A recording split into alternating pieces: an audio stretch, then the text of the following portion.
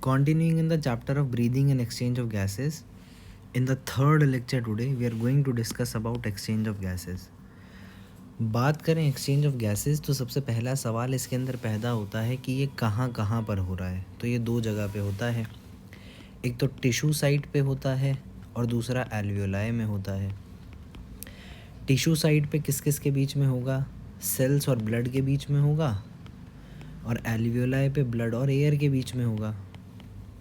यही चीज़ एनसीईआरटी हमें यहाँ बताती है कि एल्वियोलाई पे होगा, और दूसरा ये जो एक्सचेंज ऑफ गैसेस है ये हमें ब्लड और टिश्यूज़ के बीच में भी देखने को मिलता है। तो दो साइड्स हो गई, टिश्यू हो गई और दूसरा एल्वियोलाई। एल्वियोलाई क्या है? प्राइमरी साइड्स हैं। तो इन दोनों में से प्राइमरी साइड क्या है गैसियस एक्सचेंज की? हमारी एल्वियोलाई हमारी प्राइमरी साइड है। फिर एनसीईआरटी क्या कह रही है? Exchange of gases also occur between blood and tissues. बात आती है क्या कि ऑक्सीजन और कार्बन डाइऑक्साइड को ही एक्सचेंज किया जाना है। किन साइड्स पे? टिश्यू साइड पे और एल्वियोलाई साइड पे। किस प्रोसेस के थ्रू इनको एक्सचेंज किया जाता है? सिंपल डिफ्यूजन के थ्रू।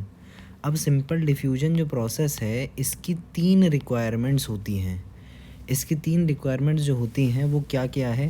पहला, प्रेशर या कंसंट्रेशन ग्रेडियंट। प्रेशर ग्रेडियंट या कंसंट्रेशन ग्रेडियंट, ये पहली रिक्वायरमेंट है।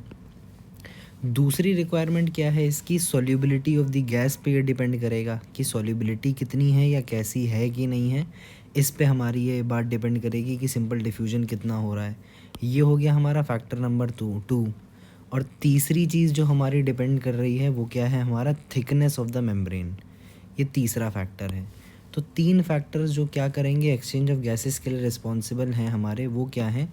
सिंपल डिफ्यूजन से हमारा ये काम होना है गैसियस एक्सचेंज का। और इस सिंपल डिफ्यूजन को गवर्न करने वाले फैक्टर्स कितने हैं? ये सब, कि pressure gradient, solubility of the gas और थिकनेस ऑफ द मेम्ब्रेन। अब बात करें थिकनेस ऑफ द मेम्ब्रेन, तो चाहे वो हमारी ऑक्सीजन हो चाहे कार्बन डाइऑक्साइड हो, उनके लिए थिकनेस ऑफ द मेम्ब्रेन तो सेम रहने वाली है। लेकिन प्रेशर की बात करें या कंसंट्रेशन ग्रेडियंट की बात करें और सॉल्युबिलिटी की बात करें तो ये दोनों के लिए अलग होगा। सॉल्युबिलिटी की बात मैं आपको अभी बताऊं कि जो कार्बन डाइऑक्साइड है हमारी, ये 20 से 25 गुना ज़्यादा सॉल्युबल होती है ऑक्सीजन के कंपैरिजन में। और प्रेशर ग्रेडियंट को हम लोग कैसे देखते हैं? पार्शियल प्रेशर के हिसाब से हम लोग इनके ऊपर बात करते हैं। तो अब एनसीईआरटी रीड करें हम लोग तो एनसीईआरटी क्या कह रही है कि alveoli are the primary sites of exchange of gases. Exchange of gases कहाँ पर भी होगा? ब्लड और टिश्यू के बीच में भी हो रहा होगा। Oxygen and carbon dioxide are exchanged in these sites by किस प्रोसेस से? सिंपल डिफ्यूजन के प्रोसेस से। और ये सिंपल डिफ्यूजन का प्रोसेस मेनली किसके बेसिस पे होगा? Mainly based on the pressure concentration gradient. Pressure या फिर कंसंट्रेशन ग्रेडियंट। तो इन तीनों में से भी मोस्ट इंपॉर्टेंट फैक्टर कौन सा हुआ? मेन फैक्टर जो हुआ वो हुआ प्रेशर या फिर कंसंट्रेशन ग्रेडियंट। फिर solubility of the gas as well as the thickness of the membrane involved in diffusion are also some important factors that can affect the rate of diffusion।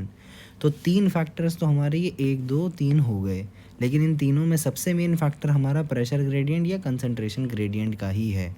फिर बात आती है क्या कि प्रेशर, पार्शियल प्रेशर क्या होता है? वो एनसीईआरटी अब आपको ये समझा रही है कि व्हाट इज़ पार्शियल प्रेशर।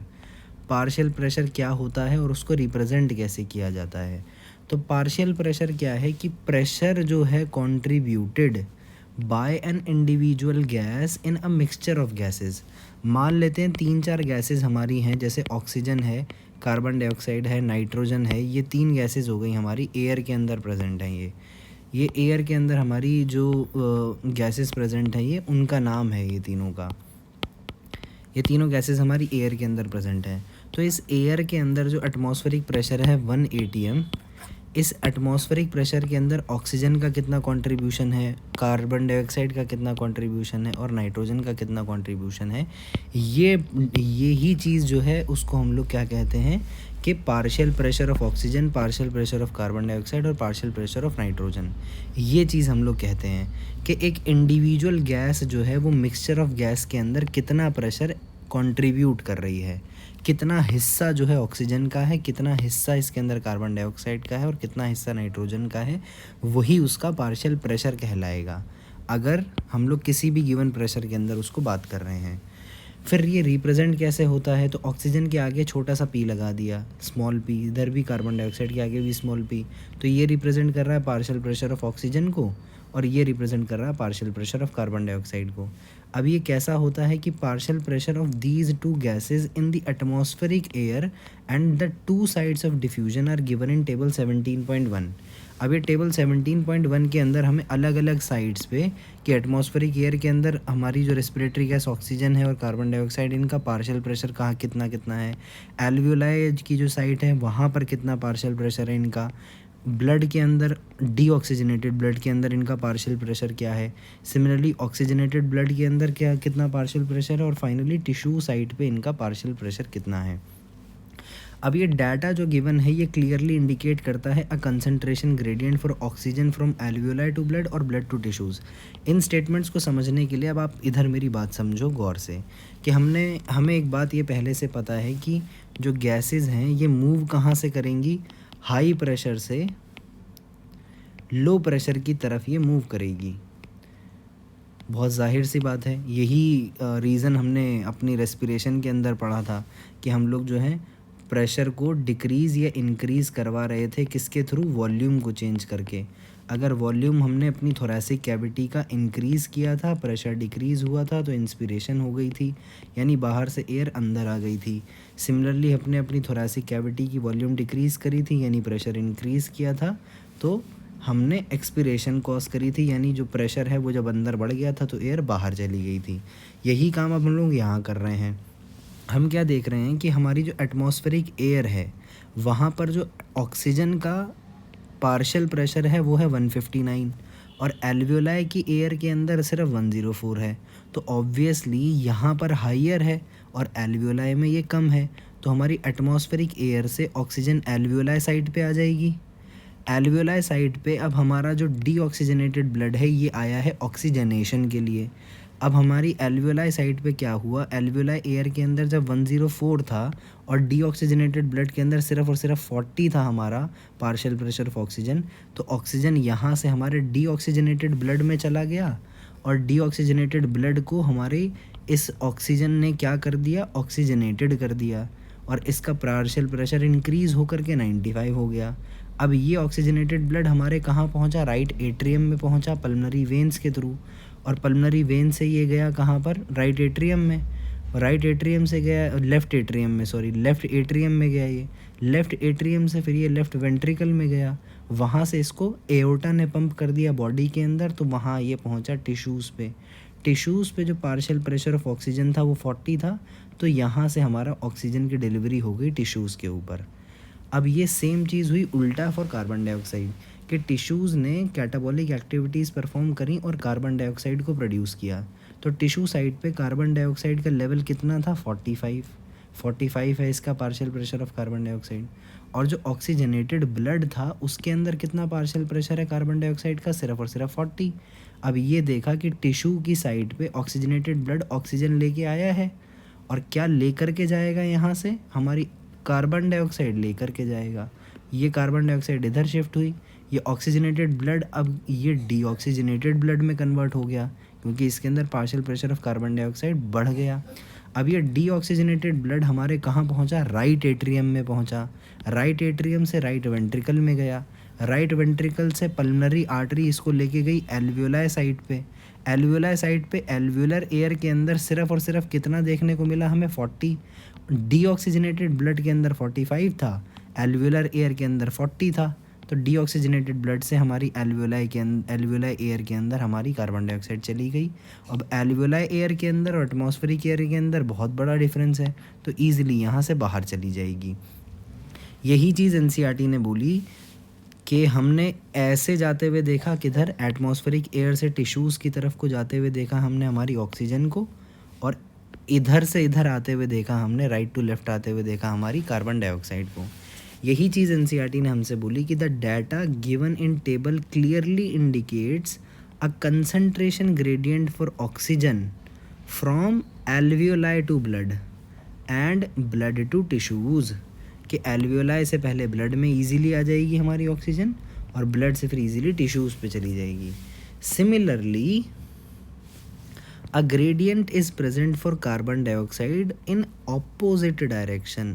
ये चीज़ हमने देखी कि हमारा जो एटमॉस्फेरिक एयर से लेके टिश्यूज़ तक का जो सफ़र था, ये ऑक्सीजन के लिए इस तरफ को दिख रहा है हमें बहुत ईजीली ग्रेडियंट, और कार्बन डाइऑक्साइड के लिए टिश्यूज़ से एटमॉस्फेरिक एयर की तरफ बहुत ईजी ग्रेडियंट दिख रहा है। यही चीज़ एनसीईआरटी ने यहाँ करी। अ gradient is present for carbon dioxide in the opposite direction. Opposite direction किसके रिस्पेक्ट में? डायरेक्शन ऑफ ऑक्सीजन के रिस्पेक्ट में, यानी फ्रॉम टिश्यूज़ टू ब्लड, और ब्लड से फिर एल्वियोलाई पे ये चला जाएगा। अब ये चीज़ बहुत ब्यूटीफुली इस डायग्राम के अंदर भी एनसीईआरटी ने हमें समझाई है। क्या कि हमने इंस्पायर्ड एयर के अंदर, इंस्पायर्ड एयर यानी एटमॉस्फेरिक एयर जिसके अंदर 159 mmHg था हमारा ऑक्सीजन का पार्शियल प्रेशर, उसको हम लोगों ने अंदर लिया, और एल्वियोलाई एयर के अंदर क्या था हमारा पार्शियल प्रेशर ऑफ ऑक्सीजन हमें देखने को मिल रहा है 104 mmHg है। तो 159 से 104 बहुत आसानी से ट्रैवल कर लेगा, यानी हमारा 159 से 104 की तरफ हमारा ऑक्सीजन ट्रांसफ़र हो जाएगा। अब ये हम लोग देख रहे हैं कि हमारी सिस्टमिक वेंस जो हैं, ये सिस्टमिक वेंस कहाँ गई? हमारे राइट एट्रियम में गई। राइट एट्रियम से डीऑक्सीजनेटेड ब्लड हमारे राइट वेंट्रिकल में गया। राइट वेंट्रिकल से पल्मोनरी आर्टरी जो है इसको कहाँ लेके गई? एल्वियोलाई साइड पे लेकर गई। अब ये हमारा कौन सा है? -O2 ब्लड है ये, यानी डीऑक्सीजनेटेड ब्लड है। अब डीऑक्सीजनेटेड ब्लड के अंदर जो हमारा ऑक्सीजन का पार्शियल प्रेशर है वो कितना है? पार्शियल प्रेशर ऑफ ऑक्सीजन कितना है? यहाँ पे 40 है।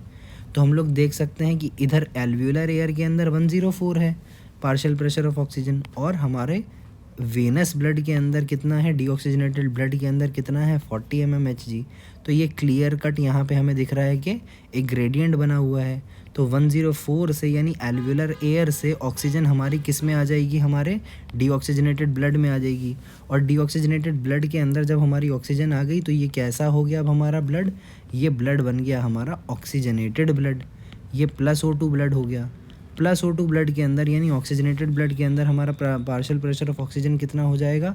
95 mmHg। अब ये चीज़ क्या होएगी? ये रिटर्न होगा सबसे पहले कहाँ पर? ये वापस घूम के आएगा हमारा ब्लड लंग्स से पहले लेफ़्ट एट्रियम में, लेफ़्ट एट्रियम के बाद ये गया लेफ़्ट वेंट्रिकल में, लेफ़्ट वेंट्रिकल ने इसको पंप किया थ्रू द एओर्टा, और एओर्टा ने इसको जो है हमारे बॉडी के अंदर भेज दिया। अब हमारा क्या हुआ? ये जो +O2 ब्लड है, ये हमारा ऑक्सीजनेटेड ब्लड जो है, इसके अंदर partial pressure of carbon dioxide कितना है? 40 mmHg है। और यहाँ जो हमारा बॉडी टिश्यूज़ है इस साइड पे कितना है? 45 है। तो अब इसने क्या किया कि अपने 45 वाले PCO2 में से CO2 इधर ट्रांसफ़र कर दिया ऑक्सीजनेटेड ब्लड के अंदर। अब क्योंकि ऑक्सीजनेटेड ब्लड के अंदर बॉडी टिश्यूज़ ने अपनी कार्बन डाइऑक्साइड ट्रांसफ़र कर दी है, तो ये ब्लड कौन सा बन गया हमारा? -O2 ब्लड बन गया, ये डीऑक्सीजनेटेड ब्लड बन गया। कार्बन डाइऑक्साइड की कंसनट्रेशन इसके अंदर बढ़ जाएगी, 45 हो जाएगी। और दूसरी चीज़ क्या कि ये जो +O2 ब्लड था हमारा, +O2 ब्लड, इसके अंदर क्या था? 95 mmHg था हमारा partial pressure of oxygen. Oxygen इसने ट्रांसफ़र कर दिया टिश्यूज़ की तरफ को, तो इसके अंदर पार्शियल प्रेशर ऑफ ऑक्सीजन भी डिक्रीज़ हो गया। वो हम लोग यहाँ देख सकते हैं कि 95 से 40 पे गिर के आ गया है। तो इस तरीके से हमारा ये सर्कुलेशन चलता रहता है। तो एक क्लियर कट हमें ग्रेडियंट दिख रहा है एयर से, एटमॉस्फेरिक एयर से टिश्यूज़ की तरफ फॉर ऑक्सीजन, और टिश्यूज़ से एटमॉस्फेरिक एयर की तरफ फॉर कार्बन डाइऑक्साइड। यही चीज़ एनसीईआरटी ने हमें आगे भी बताई। फिर अब कंटिन्यू करें रीडिंग दी एनसीईआरटी। तो as the solubility of carbon dioxide is 20 to 25 times higher than that of the oxygen, जो अमाउंट है कार्बन डाइऑक्साइड का that can diffuse through the diffusion membrane per unit difference in partial pressure is much higher as compared to that of oxygen. ये जो statement है ये आपकी हो सकता है असर्शन रीज़न में पूछ ले।